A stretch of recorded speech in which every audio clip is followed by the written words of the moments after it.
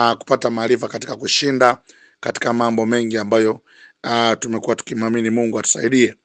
Na tunaendelea kupata maarifa kwa sababu Biblia inasema watu wangu wanaangamia kwa kuyakosa maarifa. Sio makanisa, wala watu hawaangamii kwa kukosa maombi, wala watu hawaangamii kwa kukosa wachungaji. Watu wanaangamia kwa kukosa maarifa. Sasa nimekuja na yale maarifa ambayo Bwana Yesu alituambia katika ile Luka 18, na kwamba tunapomwendea kadhi, tumwendee kadhi mwenye haki ambaye Mungu tumwendee mchana na usiku atatupatia haki. Na leo kwa mara nyingine tunataka tuingie katika mahakama ya Mungu kwa ajili ya kwenda kudai ile haki ya wewe dhidi ya wale ambao wanakuonea. Je, Mungu anasemaje kwa habari ya watu wanaokuonea, kwa habari ya watu wanaokutesa, kwa habari ya watu ambao wanaonea maisha yako, wanaonea nyumba yako, wanaonea kazi yako, wanakuonea afya yako, wanaonea biashara yako na ndoa yako? Naomba fatana pamoja nami, kwa sababu leo tunataka tuingie kwenye mahakama kudai haki ya ushindi, haki ya afya, haki ya uzima, haki dhidi ya adui zako, dhidi ya wale wote ambao wanakuonea. Tumekuwa na nafasi nzuri ya kudai haki ya afya njema kwa wale ambao ni wagonjwa na wadhaifu, na haki yako imekuja mara. Maandiko yanasema na afya yako itakujia kama nuru. Kwa hiyo tunaingia kipengele cha pili cha kwenda kudai haki kwa habari ya wale waliokuonea, dhidi ya watesi wako, dhidi ya maadui zako wa rohoni na maadui wa mwilini, na kila ambaye anakuonea na kutesa. Tunakwenda kupeleka mashtaka kwenye mahakama ya Mungu, Mungu mwenye haki, Mungu ambaye apokee rushwa, Mungu ambaye ni mwaminifu na wa haki, Mungu ambaye amejitanabisha kwamba ni Mungu mwenye haki, na ndiye Mungu ambaye hana upendeleo. Sasa leo tunakwenda kwenye mahakama kudai haki dhidi ya watesi, dhidi ya adui zako. Na unajua unapoonewa kwa kawaida unakimbilia polisi, unakimbilia mahakamani.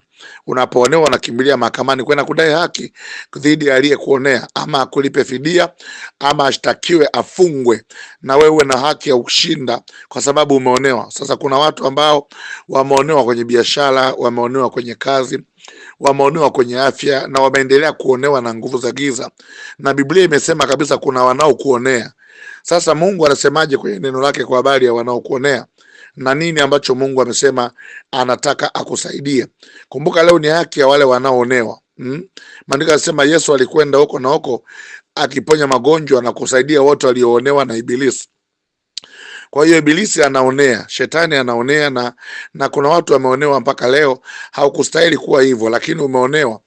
Umeonewa na mashetani, umeonewa na watu ambao wamekuroga, wamechukua vitu vyako, wameenda kwenye makaburi, wamevichimbia, wakanuiza mauti juu yako. Leo tunakwenda kudai haki ya uzima, haki ya wewe kuwa hai, haki ya afya njema. Ninakwenda kwenye mahakama ya Mungu pamoja na wewe. Nitasimama kwa ajili yako na Roho Mtakatifu ataniongoza. Na ukumbuke Bwana Yesu ndiye wakili wetu kwenye mahakama ya Mungu. Tunapoingia katika mahakama ya Mungu, Bwana Yesu ndiye wakili wetu ambaye anakuwa pamoja nasi kwa ajili ya kupata haki. Na neno la Mungu ndio kitabu cha sheria kilicho katika mahakama ya Mungu. Na Mungu anapotoa haki analiangalia neno lake ili apate kulitimiza. Basi naomba tuanze kwa kufungua kwa maombi na kisha tuangalie kipengele kinachofuata. Baba Mungu, asante kwa ajili ya wakati huu. Asante kwa msikilizaji wangu anayesikiza wakati wowote na mahali popote alipo. Leo Mungu, tunakuja mbele zako mimi na mtoto wako huyu, tukijitakasa kwa damu ya Yesu Kristo. Ninajiweka tayari Bwana, damu yako ya msalaba inioshe na kunisafisha. Ninajitakasa nafsi yangu, mwili wangu, roho yangu kwa damu ya mwana kondoo. Ninapokuja mbele zako, ninakisogelea kiti chako cha rehema Bwana kwa ujasiri, ili nipate neema ya kunisaidia wakati wa uhitaji. Baba, ninakuja kwa ajili ya mtaji ya mtoto wako ambaye adui amemwonea. Leo Mungu, ninaomba haki yake ikaonekane mara katika jina la Yesu, amen. Kwa hiyo mwana wa Mungu, leo tunaingia kwenye mahakama ya Mungu kudai haki ya wewe kuwa na amani, kuwa na furaha dhidi ya wanaokuonea. Wanaokuonea wawezekana ni mashetani, au ni shetani mwenyewe, au ni wanadamu wenyewe wanakuonea kwa sababu wana nguvu, au wanajeuri, wanaona kwamba wanaweza kufanya lolote wanalotaka. Unajua mahakamani ni mahali pa kutafasiri sheria na kutoa hukumu. Kwa hiyo leo tutawapeleka mahakamani wale wanaokuonea. Kuna wanaokuonea wanaojulikana na kuna wale wasiojulikana. Kuna wale wanaokuonea wanaonekana kwa macho na kuna wale wasioonekana kwa macho, na malaika watakatifu kama askari wanaotulinda sisi watawakamata wale wote wanaokuonea wasioonekana kwa macho, na watawafikisha mbele ya mahakama ya Mungu. Watakwenda kuhukumiwa, wawe ni mashetani, majini, majoka, mizimu, mapepo, vinyamkera, vibwengo, masubiani, makata, jini mahaba, jini maimuna, mapepo wa kila aina, jini masai, sijui mizimu, wote wale wasioonekana.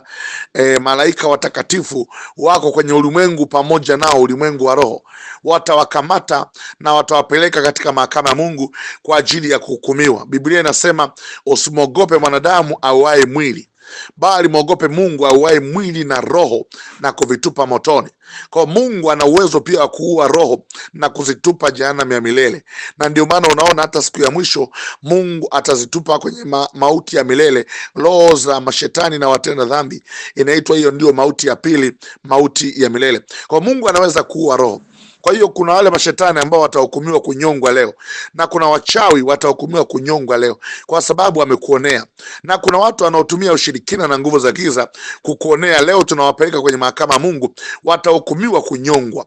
Lakini pia somo linalofuata baada ya hapa, tutakuwa na kwenda kwenye mahakama ya Mungu kwa ajili ya kuapili au kuomba haki ya kubatilisha hukumu ambazo zimetolewa na maadui juu ya maisha yako. Kuna watu pia ambao wamehukumiwa magonjwa ya milele, wamehukumiwa mauti tayari, wamehukumiwa vifungo. Tutakapokwenda kwenye mahakama ya Mungu, tutakwenda kudai haki, tutakwenda kuidai haki ya kutengua kila hukumu iliyotolewa dhidi ya maisha yako, kila hukumu iliyotolewa dhidi ya maisha yako. Tutakwenda kudai haki ya kuitengua mbele za Mungu aliye hai. Kwa hiyo jiandae, kwa sababu leo ni siku yako ya kuingia mahakama ya Mungu na kwenda kudai haki. Haleluya, haleluya, haleluya. Sasa leo tunakwenda kwenye kipengele cha kudai haki dhidi ya wanaokuonea, dhidi ya wanaokuonea, na tutaiuliza mahakama ya Mungu inasemaje juu ya wanaokuonea, juu ya wale wanaokutesa, juu ya wale ambao wanafurahia wewe uteseke, wanafurahia uendelee kuwa mgonjwa. Kuna watu wamekuonea, wamekutupia vitu, hukutakiwa kuwa mgonjwa. Kuna watu wamekuonea, wamekutupia mikosi, hukutakiwa ukataliwa. Kuna watu wamekuonea, wamekutupia vitu ili wewe uweze kuwa mlemavu, upate ajali. Wameua watoto wako, wamekuonea. Angalia watoto wako walivyo. Wengine wamefunga watoto wako kwenye maisha ya uasherati, maisha ya ulevi, maisha ya madawa ya kulevya. Wamekuonea. Kuna watu usiowajua, wengine walishakufa, wengine wako hai. Tunaingia kwenye mahakama ya Mungu kwa ajili ya kudai haki kwa ajili ya wale wote waliokuonea. Naomba nikwambie, waliokuonea tunawapeleka kwenye mahakama ya Mungu, Mungu mwenye haki. Kuna watu wamekuonea, wameonea hata mme wako, wamekuonea, wamekunyang'anya mme, wamekunyang'anya kazi, wamekunyang'anya afya, wamekunyang'anya nyota. Kuna wengine wamekuonea, wamekunyang'anya mali za urithi, viwanja. Wanakwambia nenda kokote, unifanye lolote. Huna jeuri, huna mamlaka, huna nguvu ya kufanya chochote. Lakini pia kuna watu wamekuonea, hujawakosea.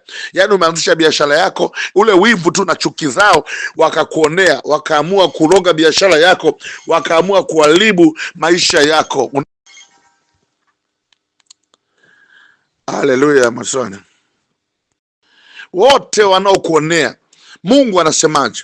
Na tamwomba Mungu atupe haki. Tunatakiwa na sisi tuwashinde, kwa sababu sisi ni watoto wa Mungu. Pale unapookolewa unakuwa mtoto wa Mungu. Maandiko yanasema bali wote waliompokea Yesu aliwapa uwezo kufanyika watoto wa Mungu. Na kama mtoto wa Mungu una haki zako. Mtoto wa Mungu ana haki tofauti kabisa na mtu wa Mungu. Unajua kuna watu wa Mungu na kuna watoto wa Mungu. Unanielewa vizuri? Unapompokea Yesu unahamishwa kutoka kuwa mtu wa Mungu unakuwa mtoto wa Mungu. Yaani kutoka kuwa raia wa kawaida unakuwa mtoto wa Mungu. Yaani ni kama mfano leo kuna mtoto wa mheshimiwa rais. Unaona? Mtoto wa rais na mtoto wa raia, haki zao ni tofauti. Mtoto wa rais analindwa, mtoto wa mheshimiwa rais analindwa, ndugu yangu. Mtoto wa mheshimiwa rais analindwa, anapewa haki za msingi, anasoma shule tofauti, unaona, anafanya kazi tofauti, analindwa, maisha yake yako tofauti na raia. Na sisi watoto wa Mungu, wana wa ufalme wa Mungu, tuna haki zetu ambazo tunatakiwa tuzipate leo dhidi ya watesi wetu. Wewe ni mtoto wa Mungu, naomba nikwambie, wewe ni mwana wa Mungu, na kama bado haujajisajili, hujakabiliwa kuwa mtoto wa Mungu, una nafasi ya kumwamini Yesu kuwa Bwana na Mwokozi wa maisha yako. Unapomwamini tu unahesabiwa kuwa mwana wa Mungu, bali wote waliompokea kuna uwezo wanapewa wa kufanyika watoto wa Mungu. Unaona? Kwa hiyo naomba nikuongoze ya maombi. Kwanza ufanyike mwana wa Mungu, uwe na haki, uwe na haki. Unaona? Naomba nikwambie, Biblia imesema kwamba Mungu alishatuchagua tangu asili tuwe watoto wake. Sasa mwamini Yesu, mwamini Bwana Yesu. Hebu sema: Baba Mungu wa mbinguni, katika jina la Yesu Kristo, ninaamini kwa moyo wangu ya kwamba Yesu ni Bwana, na ninakiri kwa kinywa changu ya kwamba Mungu alimfufua katika wafu, nami ninaokoka. Hivyo Mungu, ninaomba siku ya leo uliandike jina langu kwenye kitabu cha uzima na uliondoe kwenye kitabu cha mauti. Namkataa shetani na mambo yake yote, na ninamkubali Bwana Yesu kuanzia sasa awe ni Mwokozi, awe ni Bwana wa maisha yangu, katika jina la Yesu. Ninaomba unisamehe dhambi zangu zote nilizozitenda kwa kujua na kwa kutokujua, na unitakase kwa damu ya Yesu, na unisafishe kwa damu yako. Maisha yangu yawe safi mbele zako, katika jina la Yesu. Ninakiri kwa kinywa changu kuanzia sasa Yesu ni Bwana na Mungu alimfufua katika wafu, nami nimeokoka kwa jina la Yesu Kristo. Amen. Unaona, kwa ukiri wa maneno haya tu machache, Mungu anasema umeokoka. Biblia inasema kitabu cha Warumi ile sura ya 10 na ule mstari wa 9 hadi wa 10. Warumi 10 mstari wa 9 hadi wa 10. Kwa maana kwa moyo mtu huamini hata kupata haki. Kwa hiyo unapoamini umepewa haki yako. Yaani ile kuamini tu tayari umehesabiwa una haki ya kuwa mtoto wa Mungu. Na kwa kinywa mtu ukiri hata kupata wokovu. Kwa hiyo unapokiri hayo maneno tayari umeupata wokovu. Kwa hiyo kwenye ulimwengu leo umehesabiwa ni mtoto wa Mungu. Unaona, pia iliandikwa kwenye Waefeso, ile Waefeso sura ya 1 na ule mstari wa 4 hadi wa 5. Waefeso 1:4 hadi 5 inasema ya kwamba kwa kuwa Mungu alituchagua tangu asili ili tuwe wanawe kwa njia ya Yesu Kristo. Anasema mstari wa 5, kwa maana alitangulia kuchagua ili tufanywe wanawe, tufanyike watoto wake kwa njia ya Bwana wetu Yesu Kristo.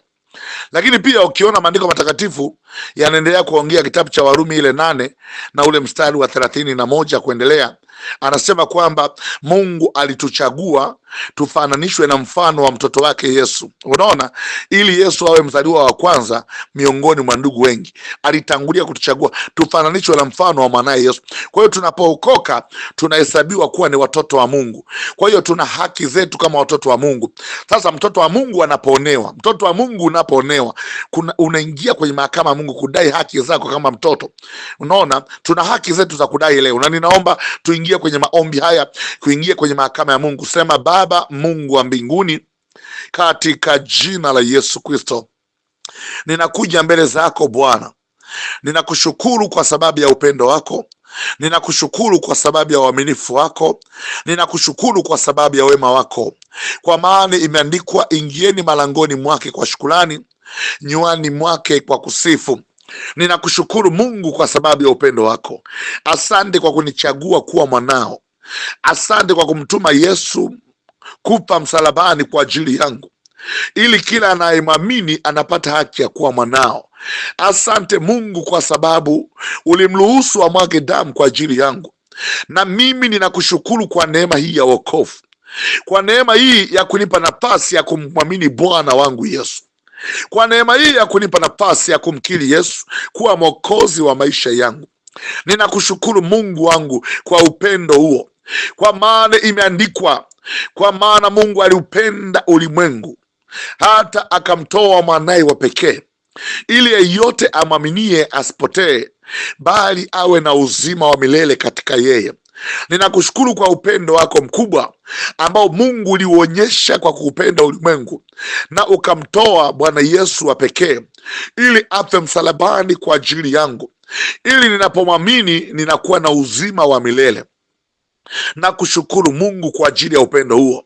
Tena nakushukuru Bwana Yesu kwa maana ulinipenda upeo, na tena imeandikwa ni pendo gani alilotupa Baba ya kwamba tuitwe wana wa Mungu, na tena imeandikwa ni upendo gani alionao mtu kutoa uhai wake kwa ajili ya rafiki zake. Na kushukuru Bwana Yesu, umeutoa uhai wako kwa ajili ya rafiki zako, na ukasema hautuiti watumwa bali unatuita rafiki, kwa maana mtumwa hajui atendalo bwana wake. Kwa hiyo Yesu, ninakushukuru Bwana, asante sana. Ninaomba unisamehe kwa sababu nilikosea. Ninaomba unisamehe kwa sababu ulikufa kwa dhambi zangu. Ninaomba unisamehe kwa sababu ulikufa kwa maovu yangu. Ulijeruhiwa kwa makosa yangu. Adhabu ya amani yangu ilikuwa juu yako, na kwa kupigwa kwako mimi nimepona. Ninakushukuru Bwana Yesu kwa wema wako na ukuu wako, kwa upendo wako na fadhili zako. Ninakushukuru mfalme wangu. Ninasema asante. Hakika we ni Mungu mkuu, hakika wastahili mfalme. Hakuna aliye Mungu kama wewe. Toka mawio ya jua hata machweo yako, jina lako ni takatifu sana. Toka mawio ya jua hata jua linakokuchwa, jina lako linatukuzwa. Mataifa yote yanakuabudu wewe, milima yote inakutambua, mimea na wanyama, miti na ndege wa angani, wote ni kazi ya mikono yako. Pokea sifa mfalme Yesu. Matendo yako yanatisha kama nini! Matendo yako yanatisha, ni makuu mno, hatuwezi kuyaelezea yote.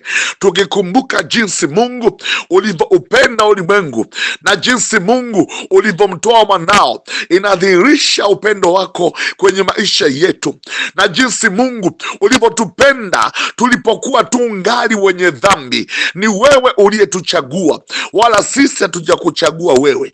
Ukatuweka tukazae matunda, na matunda yetu yapate kukaa, ili kwamba lolote tunalokuomba Baba kwa jina lako unatupatia.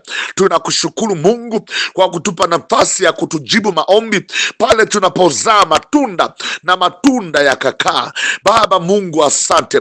Unastahili kuabudiwa, unastahili mfalme wa uzima, unastahili Bwana wa vita. Jina lako ni mtu wa vita, jina lako ni Mungu wa Israeli, jina lako ni mfalme wa wafalme, jina lako ni Bwana wa mabwana. Miungu yote Baba ni miungu, ni kazi za wanadamu, ni kazi ya mikono ya wanadamu. Wewe utabaki kuwa Mungu, utabaki kuwa mfalme. Katika miti wewe ni mtu wa uzima, na katika miamba wewe ni mwamba wa kale.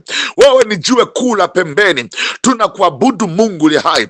Katika maji wewe ni bahari, wewe ni maji yaliyo hai. Maji mengine tutakunywa, tutarudia kunywa kupata kiu tena, lakini wewe ni maji yaliyo hai. Tunakushukuru Bwana Yesu. Ukasema anywaye maji nitakayompa mimi yatakuwa ndani yake, yakitengeneza bubujiko la chemchemi, ikitoa uzima wa milele. Na kushukuru Bwana Yesu, wewe ni maji yaliyo hai, wewe ni maji yaliyo hai, wewe ni jua la kale, wewe ni nyota ya asubuhi, wewe ni mwanga wa alfajiri. Pokea sifa mfalme. Ninakuabudu Yesu, na kuabudu Mungu wangu, na litukuza jina lako Yahwe. Wewe ni Yahwe, wewe ni Bwana wa mabwana, ni mfalme wa wafalme, ni shujaa uwezaye kuokoa. Tunakushukuru Bwana kwa mapenzi yako, kwa ukuu wako, kwa neema yako. Unastahili kuabudiwa, unastahili Mungu wetu, unastahili sifa za watu wako, unastahili sifa za watu wako. Acha ni kuabudu wewe, kwa sababu unastahili sifa. Jinsi nilivyo ni upendo wako, jinsi nilivyo ni neema yako. Umenipigania na mambo mengi, tangu nikiwa tumboni mwa mama yangu mpaka leo nikiwa hai. Nimeuona wema wako. Wengine wameondoka, wengine wamelala mavumbini, lakini Bwana umenipa neema ya kuwa hai. Umenipa neema ni kuabudu nikiwa salama, ni kuabudu nikiwa hai. Ninakushukuru Mungu, ninasema asante mfalme. Hakuna aliye kama Mungu Mungu wangu, hakuna aliye kama Jehova, hakuna aliye kama Jehova, Mungu wa Ibrahimu, Mungu wa Isaka na Yakobo, Mungu wa Bwana wangu Yesu Kristo. Wewe ndiye Mungu wangu, wewe ndiye mkuu wa miungu yote, wewe ndiye mkuu wa mianzo yote. Mianzo yote ilikukuta na miisho yote itakuacha, kwa sababu ni mfalme, ni mfalme wa wafalme. Wafalme wote walioko na waweka wewe, wafalme wote waliopo waiwagiza. Wewe ni mfalme mkuu, wewe ni mfalme wa wafalme. Mabwana wote waliopo, wewe ni Bwana wa mabwana, ni Mungu wa miungu. Anga ni kazi ya mikono yako, wanadamu ni kazi ya mikono yako. Na kuabudu kwa ajili ya wanyama, na kuabudu kwa ajili ya wadudu, na kuabudu kwa ajili ya viumbe vyote, na kuabudu kwa ajili ya mimea yote, na kuabudu kwa ajili ya vitu vyote, kwa ajili ya pumzi ya uhai uliompulizia mwanadamu, ukatufanya kuwa hai, ukatufinyanga kwa mikono yako, ukatupulizia pumzi yako, ukatuweka ndani ya udongo, ili tukuabudu wewe, ili tukutukuze wewe, ili tuseme wastahili mfalme, wastahili mfalme, wastahili Bwana mabwana. Hakuna aliye zaidi yako, hakuna aliye zaidi yako. Sisi wote ni kazi ya mikono yako, bila kujali rangi zetu, bila kujali lugha zetu, bila kujali matabaka yetu. Sisi ni kazi ya mikono yako, Mungu uliyetengeneza lugha za wanadamu, Mungu ulianzisha makabila ya wanadamu, Mungu ulianzisha maisha ya watu, ukatugawa matabaka kwa matabaka, ukatuweka ulipokusudia wewe, ukatukalisha Tanzania, ukawakalisha mataifa mengine. Mungu uliyekusudia watu wasafiri na kutembea, Mungu uliyekusudia tuwe na familia na ndugu, tuwe na jamaa, tuwe na wazazi, ukaruhusu tuzaliwe na tumbo la mama huyo, ukaruhusu tuzaliwe kwa baba huyo, tukatoka katika viuno vya wazazi hawa.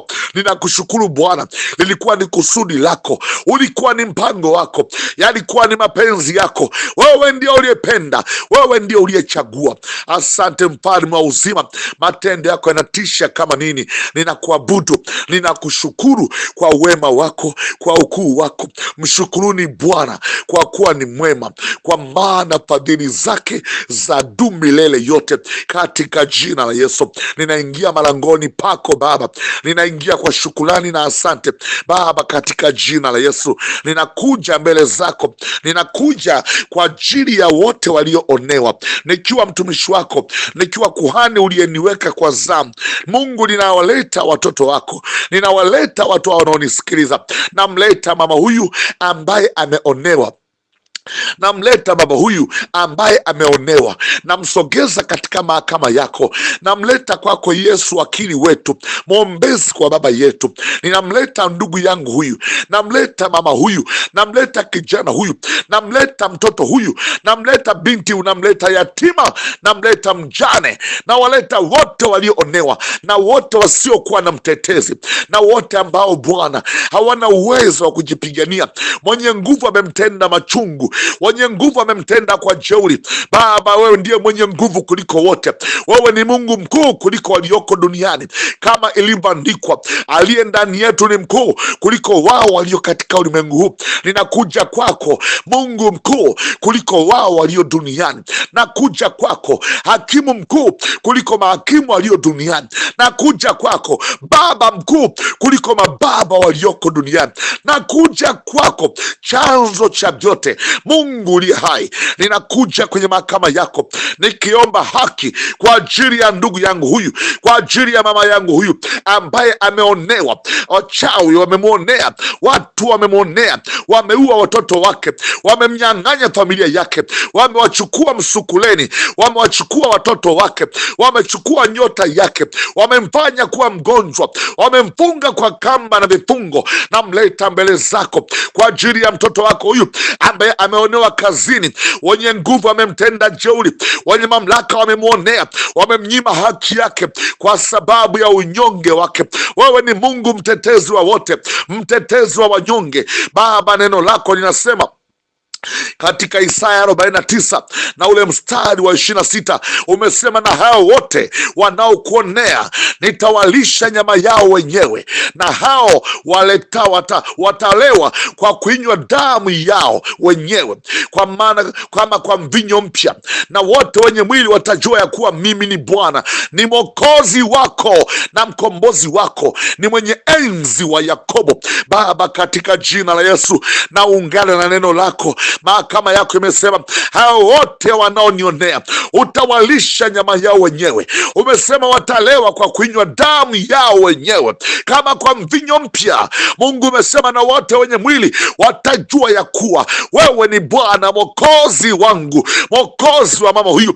Ninamleta mama huyu Baba, watazame waliomonea, watazame waliomonea, watazame waliomonea, waliomonea kwenye mali zake, waliomonea kwenye biashara yake, waliomonea kwenye afya yake, waliomonea kwenye nyumba, kwenye ndoa, waliomonea kwenye kazi, waliomonea kwenye afya. Mungu umesema utawalisha nyama yao wenyewe. Umesema watakunywa damu yao wenyewe kama kwa mvinyo mpya. Mungu, ninakuomba katika jina la Yesu ukatoe haki juu ya mama huyu ambaye ameonewa. Wote waliomonea ni zamu yao kunywa damu yao wenyewe. Wote waliomonea ni zamu yao kulewa kwa mvinyo wa damu yao. Watu tukajua ni Mungu. Baba, katika jina la Yesu Kristo ninaamuru sasa wote waliomonea mama huyu, waliomonea baba huyu, waliomonea kijana huyu, wakalewe kwa mvinyo wao, wakanyoshwe damu zao wenyewe, wakaangamie kwa kumalizana wao,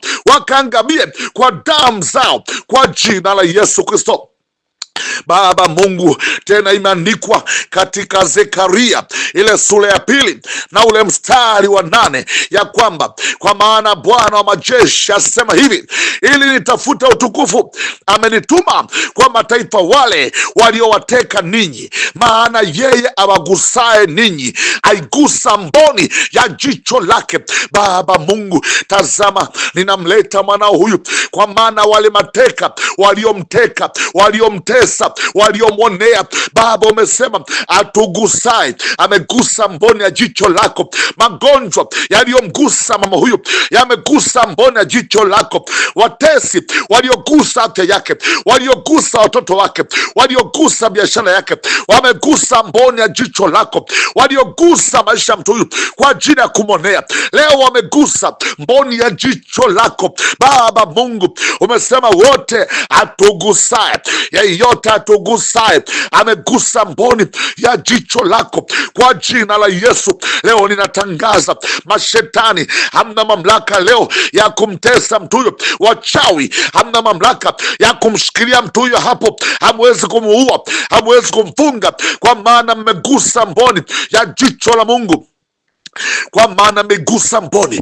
ya jicho la Mungu. Wote mliomwonea mtu huyo ninatangaza hamna uwezo. Leo mmekutana na Mungu. Moto wa Mungu walambe, moto wa Mungu wateketeze, moto wa Mungu angamize, kwa maana megusa mboni ya jicho la Mungu, kwa jina la Yesu. Kwa maana mmemwonea mwenye haki, mmemwonea mnyonge, kwa maana Mungu amesema kwenye Yeremia ile sura ya 1 na ule mstari wa 19, imeandikwa kwa jina la Yesu, nao watapigana nawe lakini hawatakushinda, maana mimi nipo pamoja nawe, asema Bwana, ili nikuokoe. Baba, ninaomba sasa ushindi kwenye maisha, naomba ushindi kwenye maisha ya mtu huyu, naomba ushindi kwenye afya yake, naomba ushindi kwenye mwili wake sasa, kwa jina la Yesu. Naita ushindi wako juu ya nyumba yake, naita ushindi wako kwenye afya yake, kwa jina la Yesu. Ninauita ushindi mahali popote mashetani wanaomlisha vyakula ndotoni, wanaomwonea, wachawi wanaomlisha vitu ndotoni, leo ninatangaza kwa damu ya mwanakondoo, leo watakunywa damu zao, leo watakunywa damu zao. Hao wanaokuonea moto wateketeze. Imeandikwa watashindana, watakushinda, kwa maana Bwana yuko pamoja nawe. Moto wa Mungu uangamize, kwa maana akugusae amegusa mboni ya Mungu, akugusaye amegusa jicho la Bwana. Kwa jina la Yesu Kristo, watapigana lakini hawatakushinda, kwa maana Bwana yuko pamoja. Mungu, ninatangaza kwa maana uko pamoja naye. Umesema uko pamoja nasi ili utuokoe. Ninaomba wokovu wako sasa, afya njema itoke ndani yake. Naomba wokovu wako sasa. Wale walioshikiliwa mashimoni waachiliwe. Aliyeshikiliwa mtoto wake, aliyeshikiliwa polini mume wake, aliyeshikiliwa gizani aachiliwe sasa. Ukamwokoe, ukamwokoe, ukamwokoe kwa jina la Yesu, kwa maana uko pamoja naye kwa ajili ya kumwokoa. Pokea sifa Mfalme, kwa maana uko pamoja na wasi na maisha yetu kwa ajili ya kutokoa. Wameigusa mboni yako leo, wakutane na mkono wako. Wamegusa mboni yako leo, wakutane na radi yako. Mashetani wa mauti, mashetani wa magonjwa, mashetani wa udhaifu, wakutane na radi yako. Wamegusa mboni ya jicho lako walipomwonea mtoto wako huyu, walipomwonea mtumishi wako huyu, wamegusa mboni ya jicho lako. Wakutane na upanga wako, wakutane na makali ya hasira zako katika jina la Yesu. Mungu, umeahidi katika sheria yako, umeahidi katika neno lako, kitabu cha Yeremia ile sura ya 15 na ule mstari wa 20. Mungu umesema, nami nitakufanya kuwa kama ukuta wa boma la shaba juu ya watu hawa, nao watapigana nawe lakini hawatakushinda, kwa maana mimi nipo pamoja nawe ili nikuokoe na kukuponya, asema Bwana. Baba, ninaomba leo mwili wake ambao wameushambulia ugeuze leo kuwa kama ukuta wa boma la shaba, kuwa kama ukuta wa boma la shaba. Mashambulizi ya magonjwa yasiwe na mamlaka juu yake, maumivu anayoyatuma yasimpate, mishale ya mauti isiweze kupenya. Magonjwa hayana mamlaka juu yake, na ugeuza mwili huo kuwa ukuta wa boma la shaba kwa jina la Yesu. Hawana mamlaka, hawana uwezo wa kumshinda katika jina Yesu, kwa maana imeandikwa, nao watapigana nawe lakini hawatakushinda, hawatakushinda, hawatakushinda. Mashetani wote hawatakushinda, majoka yote hayatakushinda, mizimu yote haitakushinda, kwa maana Mungu yuko pamoja nawe. Mungu, umeahidi uko pamoja nasi, umeahidi uko pamoja nami, umeahidi uko pamoja na mama huyu, uko pamoja na familia yake, uko pamoja na mtoto wake ili umwokoe. Wokovu wako Baba ukaonekane sasa juu ya Jimmy, wokovu wako ukaonekane sasa juu ya mtu huyu, juu ya nyumba yake. Wokovu wako ukaonekane kwao walioshikiliwa, ukaonekane kwao Baba Mungu, wale walio na magonjwa.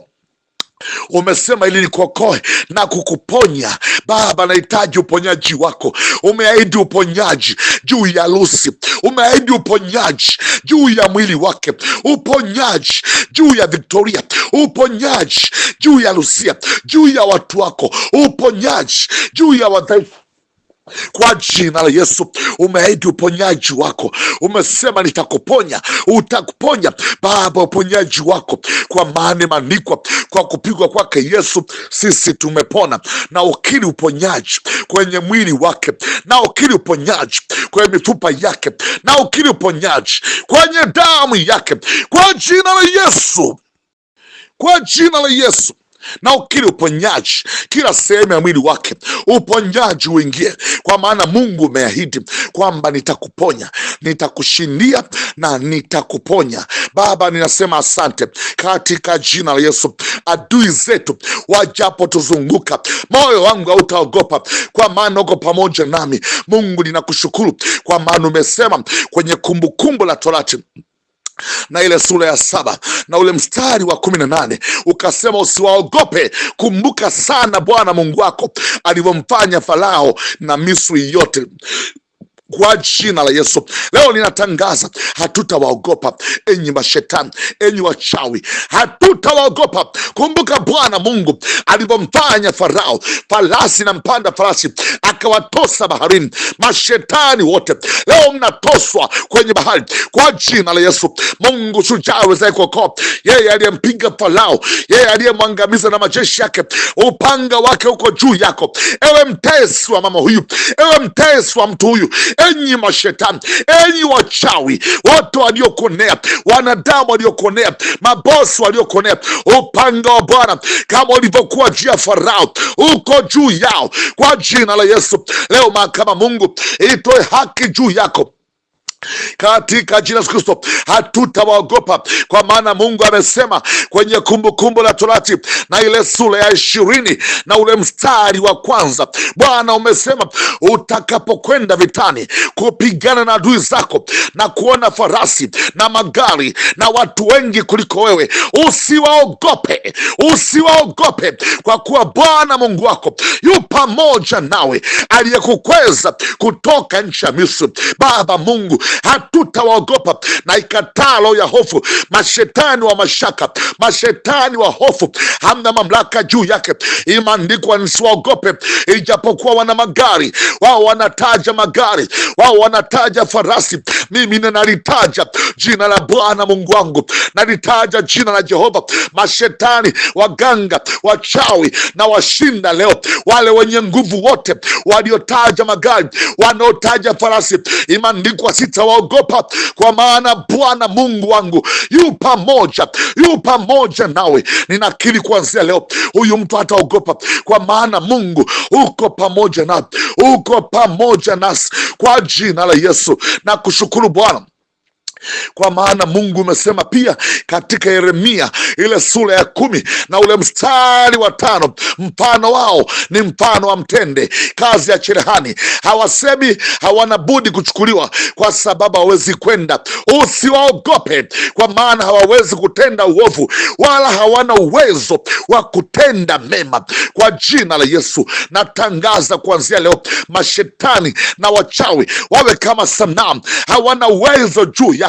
Kila uchawi hauna mamlaka juu yako. Kila mizimu leo naiparalyze, igande kama sanamu, haina uwezo. Mashetani, roho ya mauti, kwa jina la Yesu, ewe roho ya kifo, hauna mamlaka juu yake. Leo hutakuwa na uwezo wa kumdhuru mtu huyu, hauna mamlaka ya kudhuru maisha yake kwa jina la Yesu. Katika jina la Yesu, Mungu ninakushukuru kwa ajili ya ushindi wako, hakimu mwenye haki. Neno lako linasema kwenye Ezekieli 2 na ule mstari wa 6, Bwana umesema, na wewe mwanadamu usiwaogope hao, wala usiogope maneno yao, ijapokuwa ni miiba na michongoma i pamoja nawe, nawe unakaa katikati ya nge. Usiaogope maneno yao, wala usifadhaike kwa sababu ya nyuso zao, wajapokuwa ni nyumba yenye kuasi. Na kushukuru Mungu, natangaza kuanzia leo, wanaonitisha sitawaogopa, kwa maana Bwana uko pamoja nami, kwa maana mfalme wa uzima uko pamoja nami. Imeandikwa tena kwenye Ezekieli 3 na ule mstari wa 9, Mungu kasema, kama alimasi ilivyo ngumu kuliko gumegume, ndivyo ulivyokifanya kipaji changu, nisiwaogope wala nisifadhaike kwa sababu ya nyuso zao, wajapokuwa ni nyumba ya kuasi. Kwa jina la Yesu, hawatafanikiwa kwenye maisha ya mtu huyu. Wote wanaokutisha, mauti inayokutisha, usiogope, usiogope. Magonjwa yanayokutisha, usiogope. Mungu yuko pamoja nawe, shujaa awezaye kuokoa. Natangaza uzima wa Mungu kwenye maisha yako, natangaza uponyaji kwenye mwili wako kwa jina la Yesu Kristo. Baba Mungu wa mbinguni, ninakushukuru sana. Asante mwaminifu Mungu. Ninaomba leo haki ya ushindi dhidi ya watesi, haki ya ushindi dhidi ya adui zetu. Mungu umesema katika Isaya 41 na mstari wa 13, kwa maana mimi Bwana Mungu wako nitakushika mkono wako wa kuume, nikikuambia usiogope, mimi nitakusaidia. Baba, ninaomba leo mshike mkono wa kuume mama huyu mshike mkono wa kuume, binti huyu, kijana huyu, baba huyu, mtoto huyu, tushike mkono Baba. Umesema utanishika kwa mkono wa kuume, umesema utanishika Bwana, ukiniambia nisiogope maana utanisaidia. Umesema tusiogope kwa maana utatusaidia. Na kushukuru Bwana, umeahidi tusiogope kwa maana tusaidia. Tena Mungu umesema katika Isaya 42 na ule mstari wa 6, mimi Bwana nimekuita katika haki, nami nitakushika mkono na kukulinda na kutoa we agano la watu na nuru ya mataifa. Mungu, haki yako ikaonekane, haki yako ikaonekane. Umesema utanisaidia Baba. Ninaomba msaada wako juu ya huyu aliyeonewa, msaada wako juu ya mama huyu, msaada wako juu ya Lucy, msaada wako juu ya watu hawa walionewa, juu ya Silvia aliyeonewa, juu ya Luisa aliyeonewa, juu ya Felista aliyeonewa, juu ya familia yake iliyoonewa. Baba Mungu, juu ya wote walioonewa leo ninaomba haki yako, ninaiomba haki yako juu ya familia ya Felista walionewa. Haki yako ikaonekane, haki yako ikadhihirike Baba, juu ya wote walioonewa, walioko ndani ya Tanzania na walio nje ya Tanzania, wasio na wakuwatetea, wasio na mtu wa kuwapigania.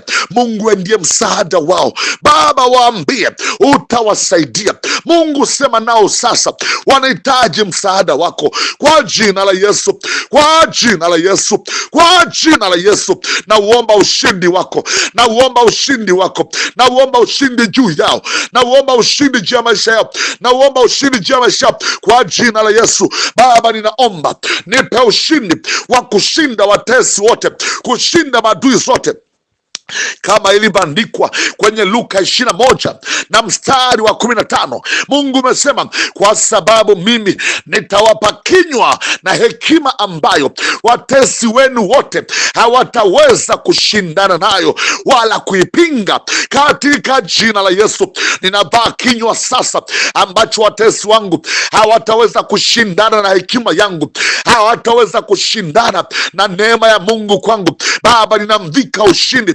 uliomtamkia kwamba utamvika, utampa kinywa na hekima, kinywa na hekima ambayo watesi wote hawatafanikiwa, wachawi wote hawatafanikiwa, manuizo yote yaliyotamkwa juu yake, mauti iliyotamkwa juu yake leo imebatilika. Leo naivunja vunja hiyo mauti, leo naitengua, naivunja kwenye damu, naivunja kwenye mifupa, naivunja kwenye mishipa kwa jina la Yesu. Naitengua roho ya mauti, achia mwili wake, achia damu yake. Mashetani wote waliotuma kumlisha ndotoni, waliotuma kumfunga rohoni, leo na washinda. Nimepewa kinywa na Bwana, nimepewa hekima pamoja na kinywa ambacho hamtanishinda. Na washinda leo kwa damu ya mwana kondoo, na washinda leo kwa damu ya Yesu. Nashinda silaha zenu, nashinda uwezo wenu kwa damu la kondoo. Nashinda kila uchawi na kila mikoba ya kichawi, naishinda kwa damu ya Yesu, naishinda kwa damu ya Yesu. Nashinda kila uganga, kila mizimu, na washinda leo. Hamtaweza kushindana nami katika jina Yesu, kwa maana Mungu amenipa kuwashinda kama ilivyoandikwa kwenye Warumi 8 na mstari wa 37. Imeandikwa, lakini katika mambo hayo yote tunashinda na zaidi ya kushinda kwa yeye aliyetupenda. Baba Mungu, tupe kushinda sasa katika mambo hayo yote, tupe kushinda kwenye hizo vita zote, kwenye majaribu yote. Umetupa kushinda, umeahidi kutushindia, umeahidi kutupa kushinda. Mpe kushinda leo katika mambo yake yote. Baba Mungu, umeahidi kutupa kushinda. Umesema katika hayo yote tunashinda na zaidi ya kushinda. Leo ameshinda mauti, leo ameshinda magonjwa, leo ameshinda mashetani, leo ameshinda kesi, ameshinda kesi yake, amepewa haki yake. Leo natangaza tumepokea ushindi, na ukili ushindi sasa kwenye maisha ya mtu, na ukili ushindi, ushindi wa kiungu, ushindi pekee kwenye maisha yake. Umempa kushinda kwenye vita zake. Asante Bwana, kwa maana umetupatia kushinda kama ulivyosema, umetupa kushinda. Tena imeandikwa Wakorintho wa kwanza ile sura ya 15 na ule mstari wa 55, kuu wapi ewe mauti kushinda kwako? Wapi mauti uchungu wako? Kwa maana mauti imemezwa na kushinda, mauti imemezwa na kushinda, umemezwa na kushinda, tumekushinda roho ya mauti. Achia mwili huo sasa, achia watoto wake uliowashikilia gizani, uliowashikilia mashimoni, achia watu hao kwa jina la Yesu. Baba Mungu, nakushukuru kwa maana umetupa kushinda kama ilivyoandikwa kwenye Wakorinto wa kwanza ile 15 na mstari wa 57, lakini Mungu na ashukuriwe atupae kushinda kwa maana Bwana wetu Yesu Kristo. Mungu tunakushukuru utupae kushinda kwa Bwana wetu Yesu Kristo. Umetupa kushinda, umempa ushindi mtu huyu, umempa kushinda. Wewe ndio unatoa ushindi, wewe ndio unatupa kushinda.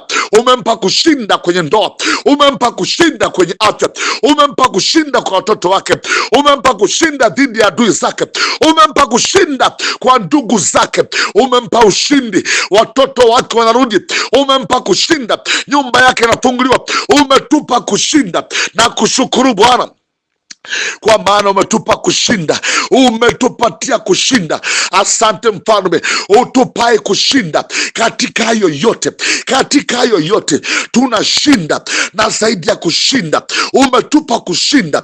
Asante Bwana, umempa ushindi mgonjwa huyu, umempa ushindi mtu huyu, umempa ushindi kazini. Watesi wake wameibika, adui zake wametoka mikono mitupu, adui zake wametoka na aibu, nyuso zao zimejaa fedhea, wameshindwa na Mungu. Watesi wake wameangamia, wote waliopanga mauti juu yake, wote waliopanga mabaya juu yake wamefedheka, wameanguka, wameondoka kwa aibu, nyuso zao zimepakwa fedhea, wameanguka na kufadhaika. Wote waliokuwa mashujaa wameangamia, kwa maana imeandikwa hata mateka wake wa aliyekuwa na nguvu nao watanyang'anywa, nao watapokonywa. Na kushukuru Mungu kwa maana umetupa kushinda. Mchawi aliyetamba ameaibika, mchawi aliyejiita mwenye nguvu ameanguka, maana hakuna mchawi aliyeishi tena. Umetupa kushinda, imeandikwa simwache mchawi kuishi. Asante Bwana, utupae kushinda. Wachawi wameangamia, uchawi wao umeangamia, mikoba yao imeteketea kwa moto lao, kwa moto lao, kwa moto lao, kwa moto lao, kwa moto lao. Umetupa ushindi, na ukiri ushindi kuanzia wayo wa mguu mpaka utosi wa kichwa. Na kushukuru Bwana, umempa ushindi kazini, ushindi kazini, ushindi kwenye nyumba, ushindi wake. Amepokonya ndugu zake, amepokonya watoto wake, amepokonya. Tumewashinda wachawi waliokuwa wameshikilia nyota yako, waliokuwa wameshikilia watoto wako, tumewashinda kwa damu na kondoo. Waliokuwa wameshikilia nyumba yako, tumewashinda, tumewashinda na zaidi ya kushinda kwa jina la Yesu, kama ilivyoandikwa kwenye Efeso, Waefeso ile sura ya 6 na mstari wa 12, kwa maana kushindana kwetu sisi si juu ya damu na nyama, bali ni juu ya falme na mamlaka, juu ya wakuu wa giza hili, juu ya majeshi ya pepo mabaya katika ulimwengu wa roho. Leo tunawashinda kwa damu ya mwana kondoo, na washinda mashetani wote kwenye ulimwengu wa roho mliomwonea mtu huyu. Leo ninawashinda kwa damu na kondoo, kwa maana imeandikwa nao wakamshinda kwa damu ya mwana kondoo. Ninawashinda kwa damu ya mwana kondoo.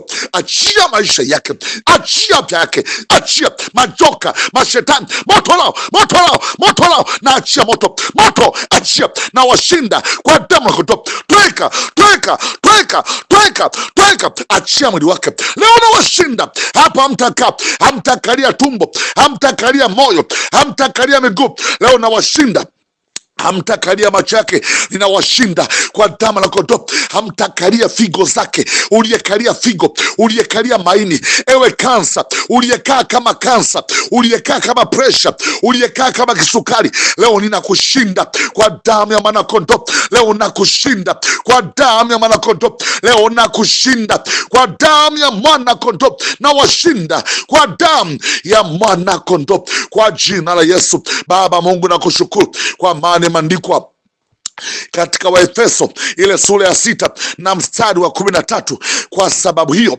twaeni silaha zote za Mungu mpate kuweza kushindana siku ya uovu, na mkisha kuyatimiza yote kusimama. Na kushukuru Mungu, tumeshindana na tunasimama tena. Mungu umesema na mahali pao hapataonekana ndani ya mwili huo, katika jina la Yesu.